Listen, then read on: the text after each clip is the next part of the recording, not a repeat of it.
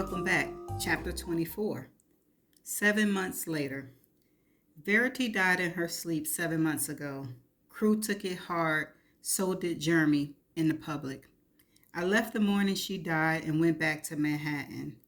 Jeremy had a lot to deal with that week, and I'm sure it would have been even more suspicious had I stayed in his home following the death of his wife.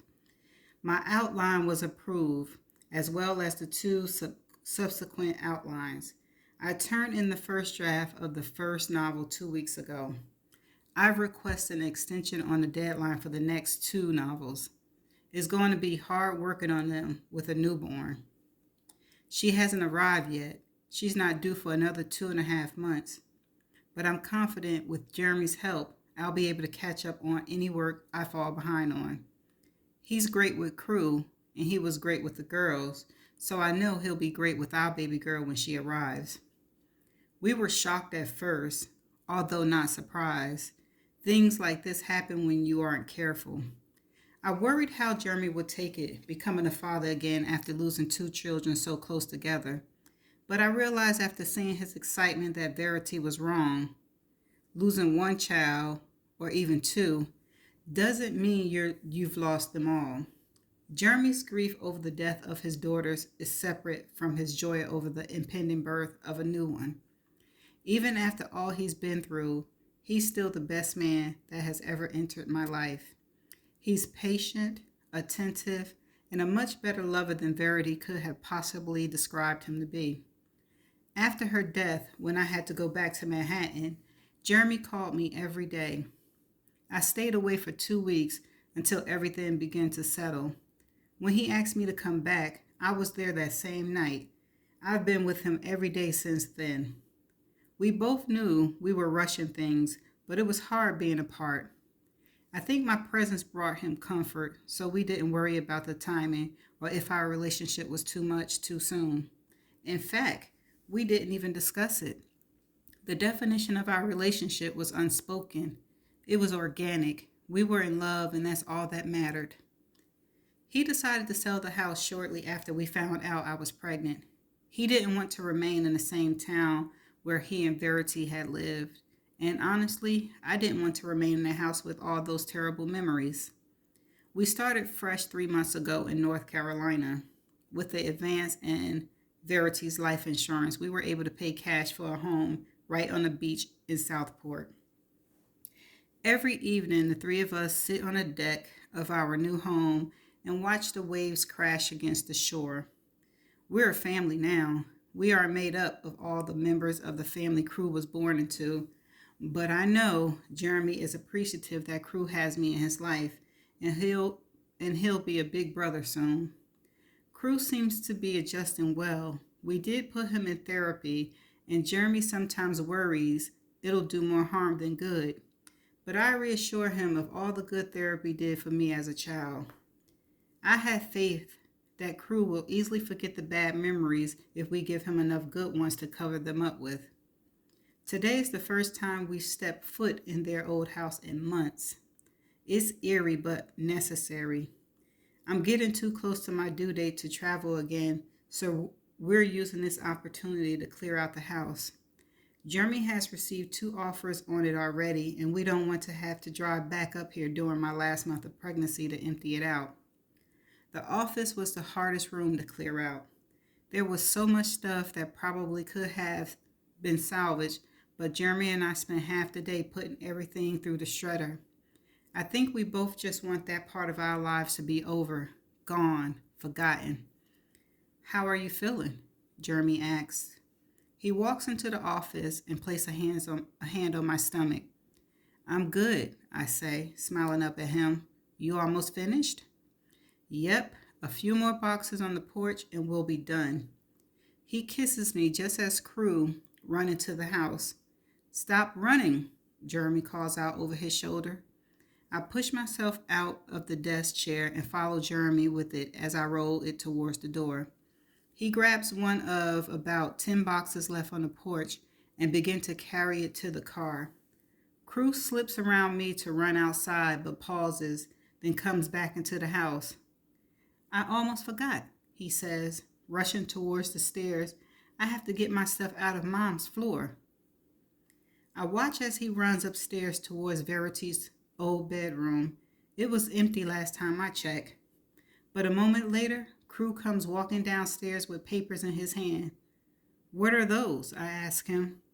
Pictures I drew for my mom. He shoves them in his hand. I forgot she used to keep them in the floor. Crew runs outside again. I look down at the pictures in my hand. The old familiar feeling I carried around with me while staying in this house has returned. Fear. Everything starts flashing through my head. The knife that was on the floor in Verity's room. The night I saw her on the monitor on her hands and knees like she was digging at the floor. Crew's passing words just now.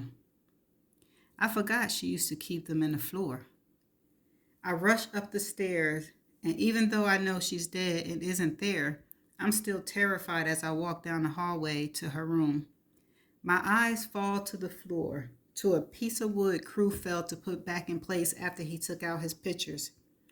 I kneeled down and picked up the loose pieces of flooring. There's a hole in the floor. It's dark, so I reach my hand inside and feel around. I pull out something small, a picture of the girls. I pull out something cold, the knife. I reach in again and feel around until I find an envelope. I open it and pull out a letter, then drop the empty envelope to the floor next to me. The first page is blank. I blow out a steady breath and lift it, revealing the second page. It's a handwritten letter to Jeremy.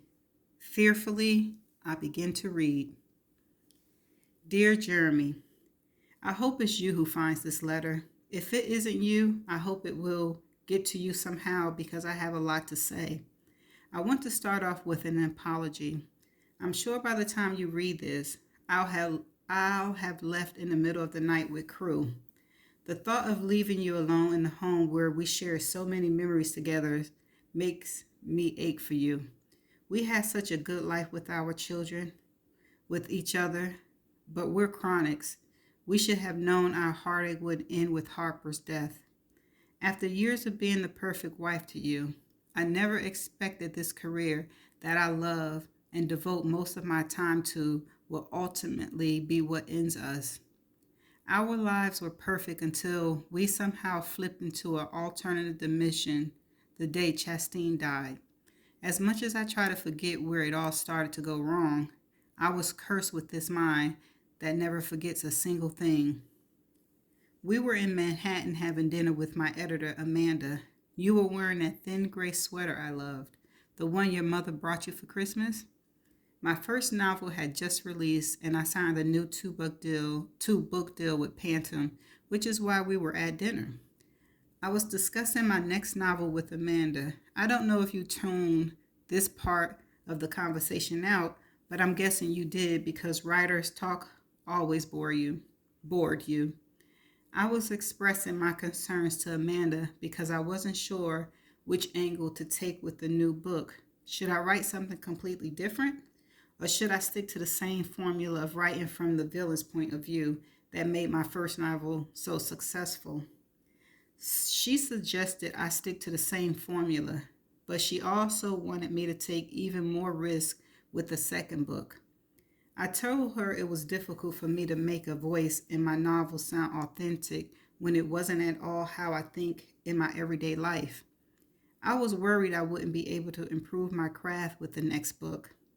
That's when she told me to try an exercise she learned in grad school called antagonist journaling.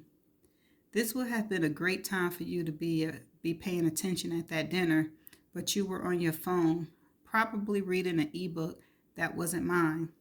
You caught me staring and you looked up at me, but I just smiled at you. I wasn't mad.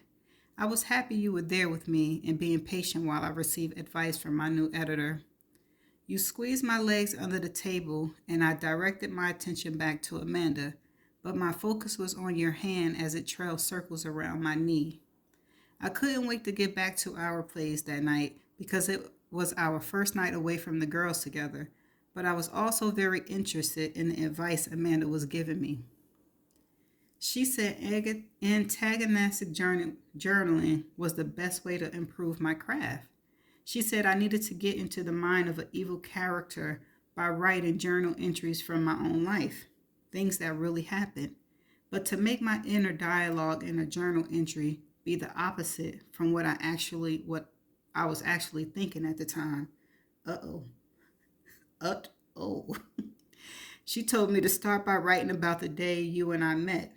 She said I should write down what I was wearing, where we met, and what our conversation was that night, but to make my inner dialogue more sinister than it actually was. It sounded simple, harmless. I'll give you an example from a paragraph I just wrote above. I look over at Jeremy hoping he's paying attention. He isn't. He's staring down at his fucking phone again. This dinner is a huge deal to me. I realize this isn't Jeremy's scene, these fancy dinners and meetings in Manhattan, but it's not like I force him to do this all the time. Instead, he's reading someone else's ebook, but being completely disrespectful to this entire conversation. He reads all the time, yet he doesn't feel comfortable reading my books. It's an insult to in the highest form. I'm so embarrassed by his audacity, but I know I need to mask my embarrassment. If Amanda noticed the irritation on my face, she might notice Jeremy's disrespect.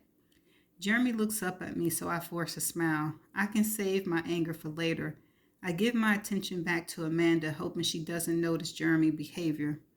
A few seconds later, Jeremy squeezes my leg right above my knee, and I stiffen beneath his touch. Most of the time I crave it, but in this moment, the only thing I crave is a husband who supports my career. Oh boy. And that's how easy it is for a writer to pretend to be someone they aren't. As soon as we get back to our place, I went straight to my laptop and wrote about the first night we met. I pretended my red dress was stolen in my alternate version.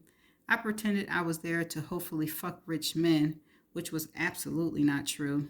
You should know me better than that, Jeremy. I wasn't very good at making myself much of a villain the first time I tried it, so I made it a habit to write down our milestone moments.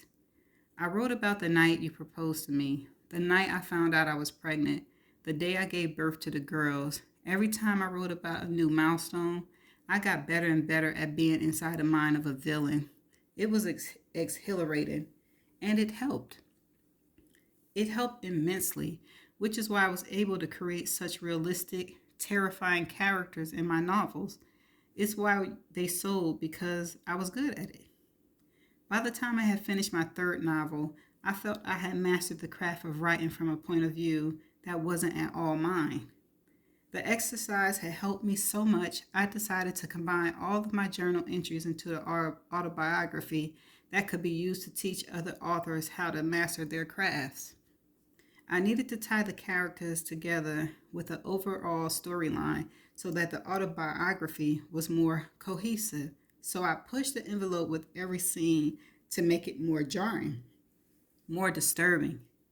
I don't regret writing it because my only intention was to eventually help other writers, but I do regret writing about Harper's death just days after it happened.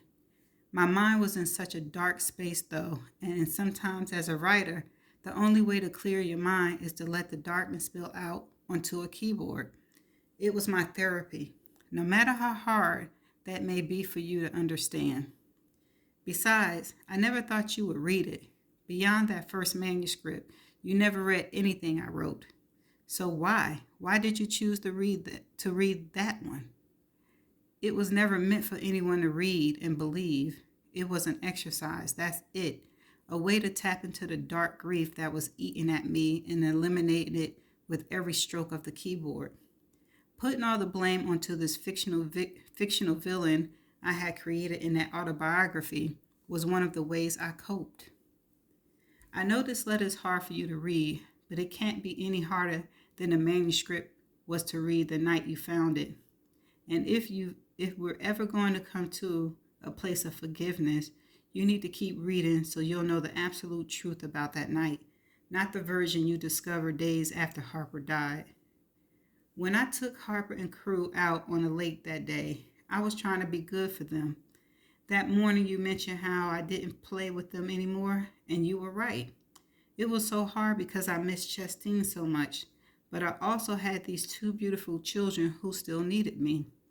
And Harper really did want to go to the water that day. It's why she ran upstairs crying, because I had told her no. I never scold her for a lack of emotion like I stated in the manuscript. I was using artistic freedom to further the plot. It's an insult that you believe I would speak to one of our children that way. It's an insult that you believe any of that manuscript, or that I was capable of harming them. Harper's death was an accident. Her death was an accident, Jeremy. They wanted to go into the canoe, and it was so beautiful that day. And yes, I should have put life vests on them. I realized that.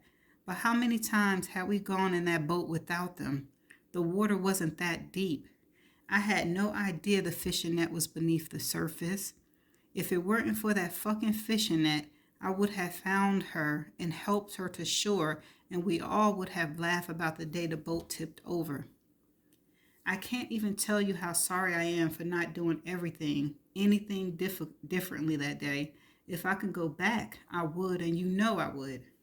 When you got there and pulled her out of the water and held her, I wanted to rip my heart out and feed it to you because I knew you no longer had one of your own. I didn't want to live for another second after seeing your anguish. My God, Jeremy, to lose both of them? I watched your suspicions come to a head a few nights after Harper passed. We were in bed when you started asking me all those questions. I couldn't even believe you would think I would do something like that on purpose. And even if it was a fleeting thought, I saw the love you had for me leave your body and flitter away like it was never even there. Our entire past, all the great moments we shared together, it just left. Because yes, I did tell Crew to hold his breath. I told him to hold his breath as the canoe was tipping over. I was trying to help him. I thought Harper would be fine because we played in that lake many times before. So my focus was on Crew after we fell into the water. I grabbed him and he was panicking, so I tried to make it back to the dock as fast as I could before he caused us both to drown. Not even 30 seconds had passed before I realized Harper wasn't right behind us. To this day, I blame myself. I was her mother, her protector, and I assumed she'd be fine, so I focused on Crew for 30 seconds too long. I immediately tried to swim back and find her, but the canoe had shifted further out because of the commotion of the water. I couldn't even find where she'd gone under, and Crew was still fighting me, panicking. I knew if I didn't get him to the shore in that exact moment, all three of us would drown. I searched for her with everything in me, Jeremy. You have to believe me. Every part of me drowned in that lake with her. I didn't blame you for suspecting me. I probably would have allowed my mind to explore every possible scenario if the roles had been reversed and she drowned under your supervision. It's natural to assume the worst in people, even if that assumption is only for a split second. I thought you wake up the next day after our conversation in bed and you would realize how ridiculous your indirect accusations had been. I didn't even try to change your mind that night because I was too full of grief to care to argue. It had only been days since she passed, and I honestly just wanted to die. I wanted to walk out into the lake that night and join her because her death was my fault. It was an accident, yes. But if I'd made her wear a vest, if I'd been able to grab her and Crew together, she'd still be alive. I couldn't sleep, so I went to my office and opened my laptop for the first time in over 6 months. Imagine it for a moment. A mother, grieving the loss of both of her daughters, writing a fictional workup that accused one of them of murdering the other. It's beyond disturbing. I realize that, which is why I cried the entire time I typed. But I thought maybe if I released my guilt and my grief onto this fictional villain I had created, it would somehow help me in a twisted way. I wrote all about Chastain's death. I wrote all about Harper's. I even went back to the beginning of the manuscript and added a foreshadow so the entire thing would match our new grim reality. And in a way, it did help ease a small fraction of my guilt and pain, being able to blame this fictional version of myself rather than accept the blame in real life. I can't explain the mind of a writer to you, Jeremy, especially the mind of a writer who has been through more devastation than most writers combined. We're able to separate our reality from fiction in such a way that it feels as if we live in both worlds, but never both worlds at once. My real world has grown so dark that I didn't want to live in that night. It's why I escaped from it and spent the night writing about a world darker than the one I was living in. Because every time I worked on that autobiography, I found relief in closing the laptop. I found relief in walking out of my office and being able to close the door on the evil I created. That's all it was. I needed for the imaginary version of my world to be darker than my real world. Otherwise, I would have wanted to leave them both. After spending the entire night and some of the morning working on the manuscript, I finally reached the last page.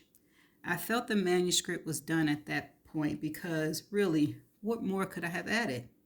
It felt as though our world was over. The end. I printed it out and stuffed it away in a box, thinking one day in the future I'd get back to it. Maybe add an epilogue. Maybe I would burn it. Whatever the plan was, I was not expecting you to somehow read it. I was not expecting you to believe it. After being up all night writing, I slept most of the day. When I finally woke up that night, I couldn't find you. Crew was already asleep, but you weren't up there with him. I was standing in the hallway wondering where you had disappeared to when I heard a noise in my office. The noise was you. I'm not sure what kind of sound you had made, but it was worse than either of the days we found out the girls had died. I walked towards my office to console you, but I stopped short before opening the door because your cries had turned into rage. Something crashed against the wall. I jumped back, wondering what was happening. That's when I remembered the laptop. The autobiography was the last file I had opened. I swung open the door to explain what I knew you had just read. I'll never forget the look on your face as you stood there and looked at me from across the room. It was complete and utter misery. Oh, so he knew the whole dang on time? Not like the sadness of someone who just found out one of their children died. It was a consuming sadness, like every happy memory we had ever had as a family was erased with every new word of that manuscript. Gone. There was nothing left inside you but hatred and destruction. I shook my head, tried to speak. I wanted to say, no, it's not true, Jeremy. It's okay, it's not true. But all I could get out was a fearful and pathetic no. The next thing I knew, you were dragging me by my throat to the bedroom. I was no match for you, for your strength, as you held my arms down with your knees and squeezed my throat even tighter. If you'd given me 5 seconds, just 5 seconds to explain, I could have saved us. I tried so hard to say, just let me explain, but I couldn't breathe. I'm not sure what the sequence of events was after that. I know I passed out. Maybe you panicked because you realized you had almost killed me. If I had died on that bed, you would have been arrested for my murder. Crew wouldn't have had a father. I woke up in the passenger seat of my Range Rover and you were behind the wheel. There was tape on my mouth and my hand and feet were bound together. Again, I just wanted to explain that what you read wasn't true, but I couldn't talk. I looked down and realized I didn't have on a seatbelt, and in that moment, I knew what you were doing. It was one simple sentence in my manuscript about how I should turn off the passenger airbag and drive my car into a tree while Harper was unbuckled so her death would look like an accident. You were going to kill me and make my death look like an accident. I had unknowingly written my own death in the last 2 sentences of my manuscript. So be it. Maybe I'll just drive my car into a tree. I realized in that moment if you were ever suspected of my death, all you had to do was provide the manuscript. Had I died, it would have been the perfect suicide letter. Of course, we both know how that part of the story ended. I'm assuming you removed the tape from my hands and feet, placed me into the driver's side of the vehicle, and walked back home where you waited for the police to come notify you that I had died. Your plan didn't quite work out, though. I'm not sure I'm relieved that it failed. It would almost be easier if I had died in that wreck because pretending to be injured has been difficult. I'm sure you're wondering why I've been deceiving you for so long. I have very little memory of that first month after Harper's death. I'm assuming I was in a medical induced coma because of the swelling on my brain. But I remember the day I came out of it very clearly. I was alone in the room, thank God, which gave me time to process what needed to happen next. How would I explain to you that every negative word you read was a lie? You wouldn't believe me if I tried to deny this manuscript because I wrote it. Those words were mine. Those words were mine, no matter how untrue they were, because who would believe it was a lie? Certainly not someone who didn't understand the writing process. And if you were aware that I had recovered, you would turn me into the police. If you hadn't already, I'm sure an investigation would have followed Harper's death had I not had the wreck. And with my own husband against me, I have no doubt that I would have been convicted of her murder because it would be my own words against me.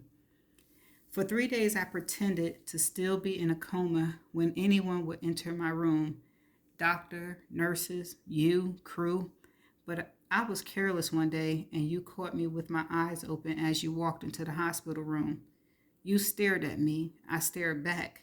I saw your fists clench as if you were pissed that I had woken up, as if you wanted to walk over and wrap your fingers around my throat again. You took a few steps toward me, but I decided not to follow you with my eyes because your rage terrified me. If I pretended not to be aware of my surroundings in that moment, there was a chance you wouldn't try to end my life again. A chance you wouldn't go to the police and tell them I had recovered. So I pretended for weeks because I felt it was my only means of survival. I was going to fake the extent of my brain injuries until I could figure out how to fix the situation I was in. Don't think it wasn't hard. It was humiliating at times. I wanted to give up, kill myself, kill you. I was so angry at where our lives had ended up, and after all those years of marriage, you could even for 1 second believe any of that manuscript to be true. I mean, seriously, Jeremy, do men really believe women are that obsessed with sex? It was fiction. Of course, I love making love to you, but most of the time it was to please you because that's what couples do for each other. It wasn't because I couldn't live without it. You were a good husband to me, and whether you believe it to be true, I was a good wife to you. You're still a good husband to me. You believe in your heart that I murdered our daughter, yet you still ensure I'm taken care of. Maybe it's because you think I'm no longer in here. That's all the evil parts of me died in that wreck, and I'm merely someone you feel sorry for now. I think that's why you brought me home because with all crew has been through, your heart is too good to keep him away from me. You knew after losing both of his sisters, the complete loss of his mother would do even more damage to him. Despite what my manuscript stated, your love for our children is the thing I've always cherished most about you. There have been moments throughout these past few months when I've wanted to tell you I'm here, that it's me, that I'm okay, but it would be a waste of breath. We can't get past 2 murder attempts, Jeremy. And and I know if you find out I'm faking this before I'm able to leave, your 3rd attempt at killing me would be successful. I'm not going through all this effort in hopes that I'll eventually change your mind and prove to you how wrong you were. You will never fully trust me again. Everything I'm doing is for crew. All I can think about is my little boy. Everything I've done from the day I woke up in that hospital has been for crew. As much as I don't want to take crew away from you, I have no choice. He's my child, and he needs to be with me. He's the only one who knows I'm still here, that I still have thoughts and a voice and a plan. It feels safe being myself with him. because he's only 5. I know if he told you I speak to him, you would pass it off as active imagination or even trauma from all he's been through. He's the reason I searched so hard for that manuscript. I know if you ever find us after I leave here, you'll try to use it against me. You'll want him to believe it as you believe it. The first night after you brought me home, I snuck to the office to delete the manuscript from the laptop, but you had already deleted it. I tried to find the one I had printed, but I couldn't remember where it was. There was a blank spot in my memory after the wreck, and that was one of them. But I knew I needed to get rid of both of them so you couldn't use it against me. I searched everywhere, any chance I got for that manuscript, as quietly as I could. My office, the basement, the attic. I even searched around the bedroom a few times while you were asleep on your bed. I just knew I couldn't leave with Crew until I had destroyed the proof you would use against me. I also had to wait until I could get my hands on money, but I wasn't quite sure how to do that since I couldn't very well drive to the bank. When I overheard your conversation with Panton Press about their brilliant idea of continuing the series with a new author, I knew that was my way out. When you hired an overnight nurse and left for your meeting with them in Manhattan, I snuck into my office and opened a new checking account online. Within days of that meeting, the new co-author was moving into the house to start on the series, which means it will only be a matter of time before the money for the remaining 3 books will finally be in the account. I'll be able to transfer the funds to my new account and get Crew out of here. All I have to do is bide my time, but the new co-author has been making it difficult. She somehow got her hands on the printed manuscript I've been searching for. I'm sure you thought by deleting the file you were ridding the house of it, but you didn't. Now it's 2 against 1. I don't even care about destroying the manuscript at this point. I only care about getting out of here. I admit, it's my fault she's growing suspicious. I know it freaks her out when she catches me looking at her, but you can't blame me. This woman has entered your life, is taking over my career, is falling in love with you, and from what I can tell, you're falling in love with her too. I heard you fucking her in our bedroom a couple of hours ago. As much as I'm hurting, I'm equally as angry. However, you're so occupied with her right now, I feel it's the safest time to write this letter. I locked the door to the master bedroom so I'll be able to hear you trying to get out. It'll provide me with enough time to hide this letter and get back in place before you can make it upstairs. It's been tough, Jeremy. Not gonna lie, all of it. Knowing you believe my words more than you believe my actions over the course of our marriage. Knowing I've had to resort to this level of deceit to save myself from being convicted of one of the most astounding things a mother could do. Knowing you're falling in love with another woman while I spend day after day pretending to be unaware of what our lives have turned into.